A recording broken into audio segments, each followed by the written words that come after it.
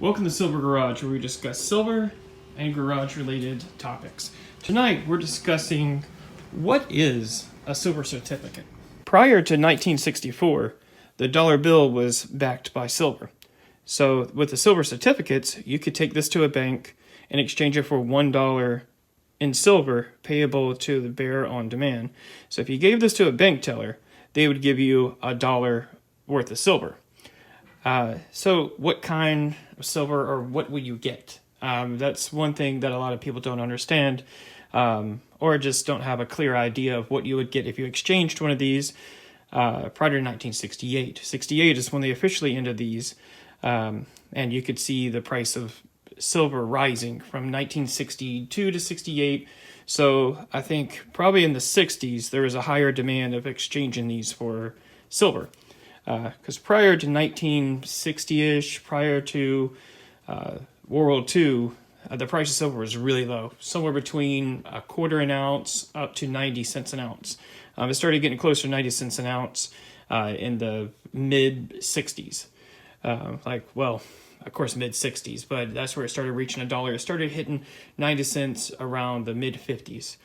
So if you were to take this to a bank and get silver instead of $1, they might give you 10 silver dimes, like 10 of these mercury dimes, or you might get a mixture. You might get some of the then newer silver rose dimes, or you might get a Morgan dollar, or maybe a peace dollar, or some half dollars, maybe some Walking Liberties, or maybe some Kennedys if it was right around 1964. 1965 to 1970, they were 40% silver. 1964 was the only year they made 90% silver Kennedys. You might also get some of the Benjamin Franklins, or maybe 4 quarters. So of course it would be face value $1. So 4 quarters. You might get 10 dimes, or maybe a silver dollar. Now, silver dollars, for the Morgan dollars, they stopped making these in 1921. Then they moved on to the peace dollars, but they didn't make any silver dollars after 1935. So it might be harder to get your hands on one of these. I have heard that back then, they might have gave you bullion. Let's say that you came in with $100 of silver certificates. They might not give you the silver change. They might give you something like these. It wouldn't look like this. It would probably be more of a bar, because these are investment bullions. They really didn't start until like 1968, 1970s. That's when the silver investment really started. Sorry, but I need to interrupt this video for a quick update. I will always try to inform my audience as well as I can, but between March 1964 and June 24th, 1968, it seems like they may have gave out silver bullion granulates or shot instead of coins when redeeming a silver certificate. Every now and then you get some kind of change, like a Canadian penny or Canadian dime. I don't know how I'd feel if I went to the bank to get like a 90% dime and I got something that was a 50%. But it's Canadian, so it's kind of cool, but I don't know, how would you feel? By the way, my name is Pops. This is Adam. You'll just see our hands. We're off camera. But if you went to the bank and you handed them $1 and they gave you back some 90 and maybe a Canadian penny, because that happens here still to this day. You get Canadian pennies, you get the Canadian nickels sometimes. Sometimes a Canadian quarters are cool. But what would you do? Would you say, hey, Mr. Bank Teller, I don't want this. Can you exchange it for something that's 90? Yeah. Or even, like, you would? Yeah, I think so too. Because, like, even the Kennedys, you get less silver with that. Yeah, so you give me $1.10, $1.20, right? Yeah. Or what if they gave you a 40% silver, a half dollar? Would you tell them to take it back and give you a 90? Or what if they said, Oh no, this is all we have. What would you? I mean, wait. Would you take this back with you and just sit on it? But what if it was like 1968? I'll just take the. You take it, even though you're taking a hit. Yeah, it's. Yeah, I mean, it's something interesting to think about. And what if they had other stuff? What if they had like, this is 1 peso, but it was minted by the U.S. So, in the U.S. mint, they might have some of these laying around. Would you take one of these? Like, so okay, so here's $1. Well, here's 1 peso, which actually 1 peso was less than $1 back then. So they might actually give you like a peso and a quarter. Would you take that? Yeah. I think I would too. So it's kind of interesting to think about. You used to be able to take a dollar bill like this, a silver certificate, to the bank and exchange it for silver, which ended in 1968. And my thoughts are this: people probably didn't exchange these a lot in the early 20s, 30s, 40s, but I bet by the 60s they started exchanging them.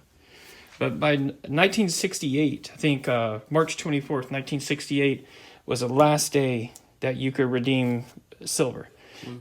June, yep, that's what I meant. June 24th, thanks.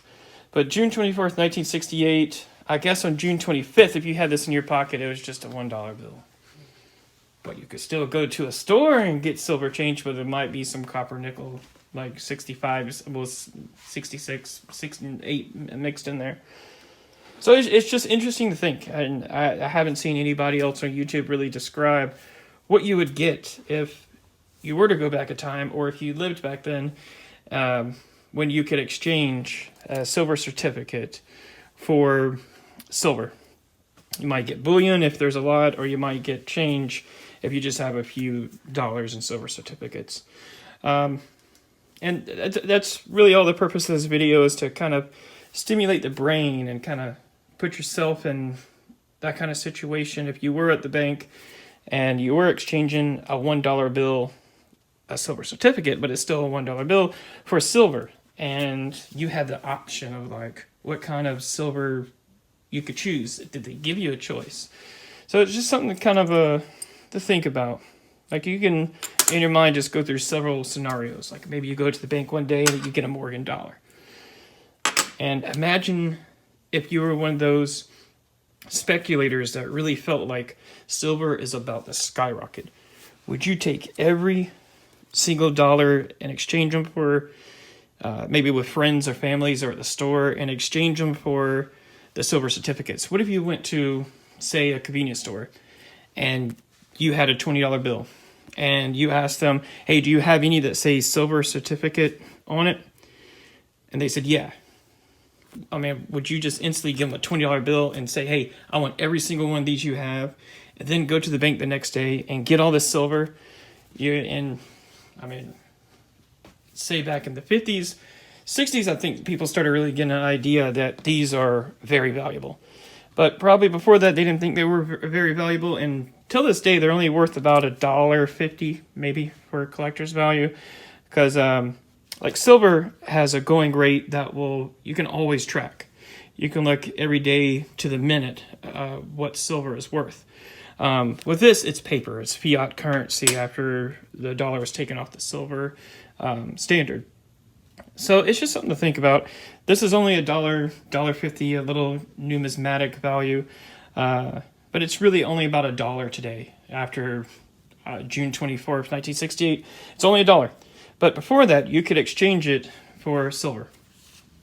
And also something to really think about, talking back about where silver prices really took off. You can see in the early 20s, in the Great Depression, it took a hit. Silver went down to like 25 cents an ounce.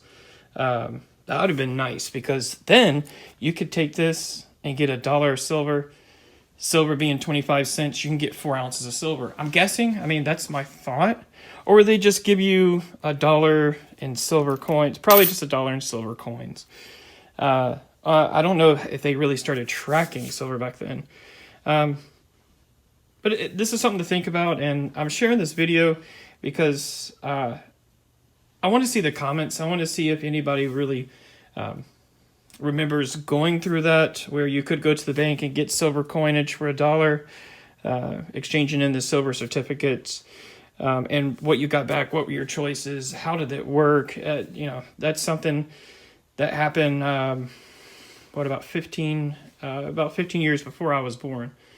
About 15 years before I was born is when this ended. So I never got to experience that. So I just try to put myself in the situation of where, like, if I was going to the bank, what would I do? Each scenario, just plan it out. It's kind of something like we go coin roll hunting today, hoping that we find some silver or maybe an Indian head or a wheat penny. That's the thrill we get today. But I couldn't imagine just going to the bank, exchanging one of these, and just seeing what you would get. Because you never know. Till next time, like and subscribe. Thanks.